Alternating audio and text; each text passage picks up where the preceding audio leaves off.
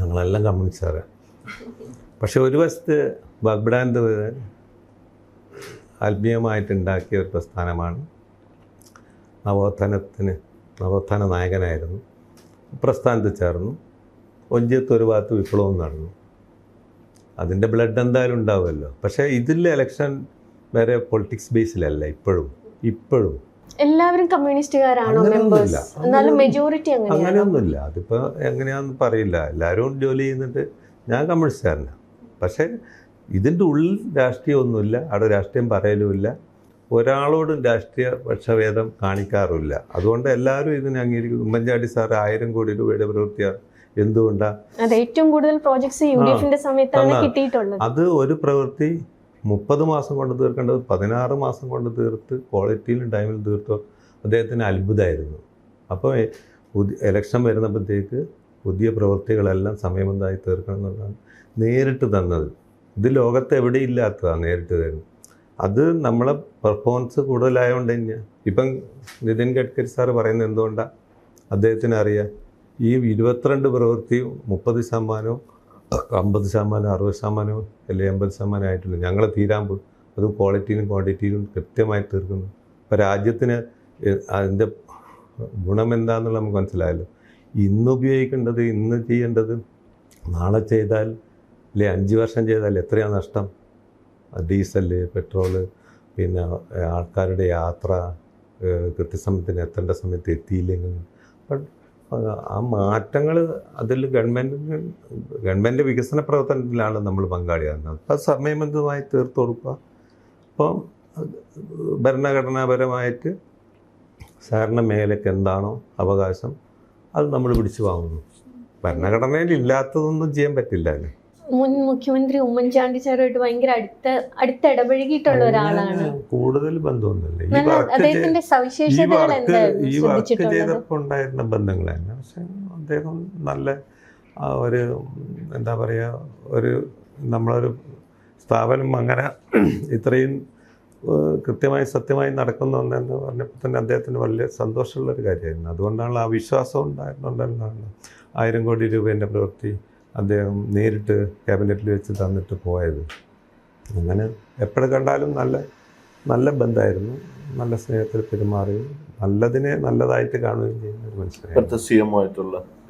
CMO തൊഴിലാളി പ്രസ്ഥാനത്തിനെ സഹായിക്കാൻ വേണ്ടിയിട്ട് എന്നും കൂടെ നിൽക്കുന്നൊരു, അത് എല്ലാവർക്കും ഉണ്ടായിരിക്കണം എന്നില്ലല്ലോ. അപ്പം ഒരു തൊഴിലാളി പ്രസ്ഥാനം എന്നുള്ളത് എന്ത് ക്രൈസിസ് വരുമ്പോൾ അതിനെ സപ്പോർട്ട് ചെയ്യുക എന്നുള്ളത് ഏറ്റവും കൂടുതൽ അതൊരു കമ്മ്യൂണിസ്റ്റുകാരൻ്റെ ഒരു ഏറ്റവും നല്ല ഇതാണല്ലോ. അപ്പം എന്നും സൊസൈറ്റിക്ക് എന്തെങ്കിലും പ്രതിസന്ധി വരുമ്പം അല്ലെങ്കിൽ ഇങ്ങനെ വരുമ്പോൾ എന്തും ഞങ്ങൾക്ക് അഡ്വൈസ് തരാനും അല്ലെങ്കിൽ ഇത്തരത്തിലുള്ള അത് നല്ലൊരു വലിയ മനസ്സ് തന്നെയാണ്. നമ്മളോട് ആവശ്യപ്പെട്ടു എങ്ങനെ എന്തെങ്കിലും ഈ പ്രോജക്റ്റ് വേഗം നമുക്ക് ഒരു പ്രധാനപ്പെട്ട പ്രോജക്റ്റാണ്. അപൂർവങ്ങളിൽ ഇപ്പം ഇത് മാത്രം പറയുന്നത് തലപ്പാടി, പിന്നെ ഒരു പ്രാവശ്യം പറഞ്ഞത് ഗുരുവായൂർ പ്രോജക്റ്റുകൾ. അവിടെ വളരെ ബുദ്ധിമുട്ടായിരുന്നു എന്ന് പറയുന്നത്. ഇപ്പം ഞങ്ങൾ ഗുരുവായൂരിലെ ഏകദേശ പ്രോജക്റ്റും ഞങ്ങളായിരുന്നു. ഇപ്പം പാഞ്ചജന്യം മറ്റേതൊക്കെ നിങ്ങൾ ഗസ്റ്റ് ഹൗസെല്ലാം പോയാൽ ഇപ്പോൾ കാണാം ഏറ്റവും മനോഹരമായിട്ടുള്ള. അതുപോലെ എല്ലാം എടുത്ത് കൃത്യസമയത്തിന് ചെയ്തു കൊടുക്കാം. ഇപ്പോൾ VD സതീശനാണെങ്കിലും കെ സുരേന്ദ്രനാണെങ്കിലും പറയുന്ന ഒരു ആരോപണം CPM-ന്റെ ബ്ലാക്ക് മണി വെളുപ്പിക്കാൻ വേണ്ടി ഊരാളുങ്കലിനെ ഉപയോഗിക്കുന്നു എന്നുള്ളൊരു ആരോപണമുണ്ട്. അതുകൊണ്ടാണ് ആ ചോദ്യം ചോദിച്ചത്. അത് ചോദിക്കണം, ഞാനും അതിന് ആൻസർ പറയാൻ കാത്ത്. കാരണം എന്ന് വെച്ചാൽ ഇപ്പോൾ ലോകത്ത് 1ാം സ്ഥാനത്തും 2ാം സ്ഥാനത്തും എത്തിയ വേൾഡ് റാങ്കിങ്ങിലാണ്. അപ്പം അങ്ങനെയുള്ള ഒരു പ്രസ്ഥാനത്തിന്, ഇന്ത്യൻ്റെ വികസനത്തിന് വേണ്ടി പ്രവർത്തിക്കുന്ന ഒരു പ്രസ്ഥാനമില്ല. ഇത്രയും പേർക്ക് തൊഴിൽ കൊടുക്കുന്നു. അല്ലെങ്കിൽ ഒരു പ്രസ്ഥാനം വളർന്ന് എന്താ പറയുക, നമ്മളെ 4th ജനറേഷൻ വരെ ജോലി കൊടുക്കുന്ന ഒരു പ്രസ്ഥാനമായിട്ട് മാറിയിരിക്കുന്ന ഒരു മാതൃകാ സ്ഥാപനമായിട്ട് മാറിയ പ്രസ്ഥാനത്തിന് പഠിക്കണമായിരുന്നു. ഗവൺമെൻറ് പഠിക്കണമായിരുന്നു. ഗവൺമെൻറ്റിനിപ്പം സെൻട്രൽ ഗവൺമെൻറ് ആയാലും സ്റ്റേറ്റ് ഗവൺമെൻറ് ആയാലും അത് പഠിച്ചിട്ട് അതിൻ്റെ അകത്ത് വല്ല ഈ പറഞ്ഞ അഴിമതിയോ അല്ലെങ്കിൽ കള്ളപ്പണമോ വല്ലതും ഉണ്ടെങ്കിൽ പറയട്ടെ, ശിക്ഷിക്കട്ടെ.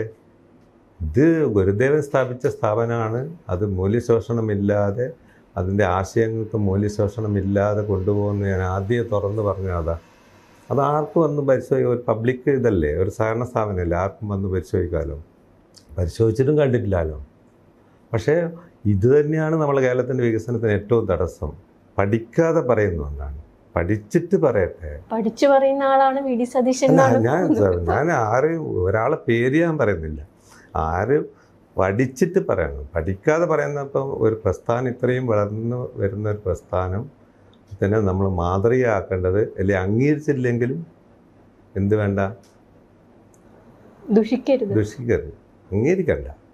ഇത് വളർന്നു 18,000 പേരുടെ കുടുംബം എന്ന് പറഞ്ഞാൽ ഏകദേശം 1,00,000 പേർ ജീവിക്കുന്ന ഒരു പ്രസ്ഥാനമാണ്. അങ്ങനത്തെ പ്രസ്ഥാനം വേറെ ഇല്ലല്ലോ. അപ്പോൾ അത് എവിടെ എന്താ സംഭവിക്കുന്നത്? അവിടെ കൊള്ളപ്പണമുണ്ടോ, അല്ലെങ്കിൽ വേറെ എന്തെങ്കിലും തരത്തിലുള്ള കള്ളപ്പണമുണ്ടോ, അല്ലെ അഴിമതി ഉണ്ടോ, അല്ലെ ഏതെങ്കിലും ഒരു വർക്കിൽ അഴിമതി പറഞ്ഞു?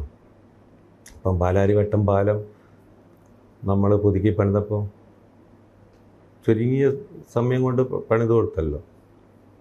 അങ്ങനെ ഓരോന്നിലും എടുത്ത് ഏത് പ്രവൃത്തി എടുത്താലും ഒരു അഴിമതി എന്ന് കാണിക്കാൻ പറ്റില്ല. അത് ലോകത്ത് എവിടെയും ഉണ്ടാവില്ല. കൺസ്ട്രക്ഷൻ മേഖലയിൽ അഴിമതിയില്ലാത്ത സ്ഥലം ഉണ്ടാവില്ല. പക്ഷേ ഞങ്ങൾക്കൊരു പ്രസ്ഥാനത്തിന് ഒരാശയമുണ്ട്, ഒരു ഗുരുദേവനുണ്ട്. ആ മുറുകെ പിടിച്ചുകൊണ്ടാണ് ആ തൊഴിലാളികൾക്ക് ജീവിക്കാൻ വേണ്ടിയിട്ടില്ല. തൊഴിലാളികൾ എല്ലാവരും സൊസൈറ്റിയിൽ മെമ്പർമാരാണ്. നമ്മുടെ മെമ്പർഷിപ്പ് ക്രൈറ്റീരിയ എങ്ങനെയാണ്? എ ക്ലാസ് ഏകദേശം ഒരു 600 പേരുണ്ടാവും. ഒരു സി ക്ലാസ് എന്ന് പറയുന്ന ഈ വോട്ടവകാശം ഉണ്ടാവില്ല എന്ന് മാത്രമേ ഉള്ളൂ. അവരാണ് എ ക്ലാസ്സിലേക്ക് വരുന്നത്. ബാക്കി നോൺ മെമ്പേഴ്സ് ആയിരിക്കും. ക്രൈറ്റീരിയ എങ്ങനെയാണ്? ഈ എ ക്ലാസ് കിട്ടുന്നവർക്ക് കിട്ടുന്ന ആനുകൂല്യം മുഴുവൻ സി ക്ലാസ്സുകാർക്ക് കിട്ടും. വോട്ടവകാശം ഇല്ല എന്ന് മാത്രം. വോട്ടവകാശമുള്ള മെമ്പർ ആവാനുള്ള ക്രൈറ്റീരിയ അത് ഇന്ന് ഓരോ കാലഘട്ടത്തിൽ നമ്മൾ അതിൻ്റെ ക്രൈറ്റീരിയ നോക്കി ഈ പറഞ്ഞ ഡിസിപ്ലിനും സ്കിൽഡ് ലേബേഴ്സും അല്ലാവുന്നവരെ ഇതിലേക്ക് എടുക്കും.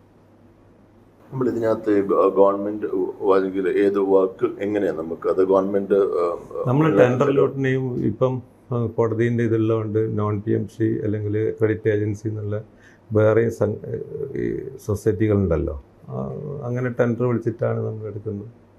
പണ്ട് ഉമ്മൻചാണ്ടി സമയത്ത് നേരിട്ട് ടെൻഡർ വിളിക്കാതെ തന്നിട്ടുണ്ട്. നേരിട്ട് ഇപ്പോൾ ചൂരൽമല നമ്മളെ വയനാട് അത് ഗവൺമെൻറ് നേരിട്ടാണ് തരുന്നത്. ഞങ്ങൾ ആവശ്യപ്പെട്ടിട്ടല്ലല്ലോ, നമ്മളോട് വിശ്വാസം. ടൗൺഷിപ്പ് പ്രോജക്റ്റ് അത് പിന്നീട് വിവാദങ്ങൾക്ക് വഴിവെക്കില്ല. ഇങ്ങനെ നേരിട്ട് തരുന്നത് മറ്റൊരാളുടെ കോമ്പറ്റൻസ് നോക്കാൻ ഒരാൾക്ക് കണ്ണടച്ചു കൊടുക്കുന്നില്ല. അല്ല, അതാണല്ലോ ഞാൻ പറഞ്ഞത്. ആ വിശ്വാസം എന്ന് പറയുന്നത് ആ ക്വാളിറ്റിയോ അല്ലെ അഴിമതി ആരോപണമോ അല്ലെങ്കിൽ എന്തെങ്കിലും ഒന്നുമില്ലാതെ സമയബന്ധിതമായിട്ട് തീർക്കണം എന്നുള്ള ഗവൺമെൻറ് തോന്നുന്നതുകൊണ്ടാണല്ലോ ഗവൺമെൻറ് നേരിട്ട് തരുന്നത്. അതിൽ പിന്നെ വേറെ വിഷയങ്ങളൊന്നും പറയാനുണ്ടാവില്ലല്ലോ. അമിത്ഷായും റീസെന്റ് ഊരാളുങ്കലിനെ വളരെ പുകഴ്ത്തി സംസാരിക്കുന്നുണ്ടായിരുന്നു. അത് സാറിന് മേൽ റിപ്പോർട്ട് സെൻട്രൽ ഗവൺമെൻറ്റിലേക്ക് പോകുന്നുണ്ടല്ലോ. അപ്പോൾ ആ റിപ്പോർട്ട് വെച്ചിട്ടാണ്, ഞങ്ങൾക്ക് നേരിട്ട് അദ്ദേഹത്തിനെ കണ്ടിട്ടുമില്ല. പക്ഷേ ആ റിപ്പോർട്ട് വെച്ച് ഏറ്റവും നല്ല സഹകരണ സ്ഥാപനം എന്നുള്ള നിലക്കാണ് അദ്ദേഹം ഒരു പരിപാടിയിൽ വെച്ചിട്ട് സാറിന് ഈ സൊസൈറ്റിയെ പുകഴ്ത്തി പറഞ്ഞിരിക്കുന്നത്. ഭയങ്കര സ്ട്രേഞ്ച് ആയി തോന്നി. കാരണം ഇടതുപക്ഷ ടാഗ് ഉള്ള ഒരു സഹകരണ സ്ഥാപനത്തെ അമിത്ഷാ പുകഴ്ത്തുന്ന കേരളത്തിലാണല്ലോ. പക്ഷെ ഞാൻ പറഞ്ഞല്ലോ, ഈ ഇലക്ഷനിൽ വരെ പൊളിറ്റിക്സ് ഇല്ലാതെ സ്വതന്ത്രമായിട്ട് പോകുന്ന ഒരു പ്രസ്ഥാനം, പാർട്ടീൻ്റെ ഒരു സ്വാധീനവും ഇവിടെ ഇല്ലാത്തൊരു പ്രസ്ഥാനമാണ്. നിങ്ങൾക്ക് ട്രേഡ് യൂണിയൻ ഇല്ല? ട്രേഡ് യൂണിയൻ ഷെയർ ഹോൾഡേഴ്സിന് ഇപ്പോൾ നിങ്ങളുടെ സ്ഥാപനത്തിൽ നിങ്ങളൊരു പ്രസ്ഥാനം തുടങ്ങിയാൽ 4 പേര് കൂടി ആണെങ്കിൽ 4 പേരും കൂടി പിന്നെയും ട്രേഡ് യൂണിയൻ ഉണ്ടാക്കേണ്ട ആവശ്യമുണ്ടോ എന്ന് ഞാൻ ചോദിക്കുന്നു. എൻ്റെ ഓണർഷിപ്പിലുള്ളത് എൻ്റെ ഇതാണല്ലോ, എൻ്റെതാണല്ലോ അതിൻ്റെ മുതലാളി, ഞാനാണല്ലോ അതിൻ്റെ മുതലാളി. ഓരോരുത്തർക്കും തോന്നണമല്ലോ. ഈ സഹകരണ പ്രസ്ഥാനത്തിൻ്റെ വിജയം ഒരു പരിധി ഒരു ആശയങ്ങളുടെ ഒരു പിന്നെ നിസ്വാർത്ഥമായിട്ടൊരു, പക്ഷെ അത് കാലം മാറുമ്പോഴത്തേക്കും പല സഹകരണ സ്ഥാപനങ്ങളിൽ പിന്നെ അമൂല്യം പോലും പല പ്രശ്നങ്ങൾ. ഇതെങ്ങനെ നമ്മൾ വളരെ സ്ട്രോങ് ആയിട്ട് ഒരു ഐഡിയ ഇത് ഇങ്ങനെ കൊണ്ടുപോകാൻ പറ്റുന്നത്? അത് ഞാനിപ്പം പറഞ്ഞ നമ്മളെ ഭരണഘടന എന്താണോ അല്ലെ ബൈല എന്താണോ അതിൽ നിന്നും ഈ ഡിസിപ്ലിനിലൊരു വ്യത്യാസം ഞങ്ങൾ വരുത്തില്ല. കാരണം എന്തായാൽ അത് പ്രസിഡൻ്റായാലും ഡയറക്ടർമാരും ആയാലും ഇപ്പം അടുത്ത കാലത്തും അങ്ങനെയുള്ള നടപടികൾ ഉണ്ടായിട്ടുണ്ട്. പക്ഷെ അതിൽ നിന്ന് ആരും ചോദ്യം ചെയ്യാൻ പറ്റില്ല. കാരണം എന്ന് വെച്ചാൽ അത് നീതിപൂർവമായിരിക്കും എന്ന് എല്ലാവർക്കും അറിയുകയും ചെയ്യാം. നിങ്ങളെ കുറ്റം സമ്മതിച്ചിട്ട് മാത്രമേ നിങ്ങളെ പുറത്താക്കുന്നുള്ളൂ. മറ്റേ അത് ഒരു പക്ഷപാതം അല്ലെ ഗ്രൂപ്പ് അല്ലെ പാർട്ടി ഒന്നും ഉണ്ടാവില്ല. അപ്പം അങ്ങനെ നടപടി എടുക്കുമ്പോൾ അതിന് ചോദ്യം ചെയ്യാൻ ആരും ഉണ്ടാവില്ല, ഒരാളും ഇടപെടാറില്ല. അതല്ലേ ഞാൻ ചോദിച്ചത്. അതുപോലെ തന്നെ വേറെ ഞാൻ ചോദിക്കട്ടെ, ഒരു തീരുമാനം അപ്പോൾ അവിടെ ഡിസിപ്ലിൻ വരും. ഡിസിപ്ലിൻ വരുന്ന നേരത്തെ ഏത് പ്രസ്ഥാനവും നിലനിൽക്കുന്ന ഞാൻ പറഞ്ഞത്. അതുപോലെ തന്നെ ഒരു തീരുമാനം പിന്നെ അവൻ്റെ അവകാശങ്ങൾ മുഴുവനും അറിയിക്കുന്നതെല്ലാം അവന് കിട്ടുന്നുണ്ട്. ESI, PF, gratuity, bonus, pension scheme, പിന്നെ ഈ വീടുണ്ടാക്കാൻ, കല്യാണം, അല്ലെങ്കിൽ ഫാമിലി ഇൻഷുറൻസ്, ആക്സിഡൻറ്റ് ഇൻഷുറൻസ്, 40 ലക്ഷം രൂപ വരെ കിട്ടും. എവിടെയും കിട്ടുമോ? ഒരാൾ സൈറ്റിൽ നിന്ന് മരിക്കുകയാണെങ്കിൽ ഇന്നലെ വന്ന ഇതര സംസ്ഥാന തൊഴിലാളിയാണെങ്കിൽ പോലും അവൻ്റെ ഇതനുസരിച്ച് 30-40 ലക്ഷം രൂപ വരെ അവന് ക്ലെയിം കിട്ടും. ഏതെങ്കിലും പ്രസ്ഥാനം കൊടുക്കുന്നുണ്ടോ? ഇതര സംസ്ഥാനക്കാർ എത്ര പേരുണ്ട്? 25%.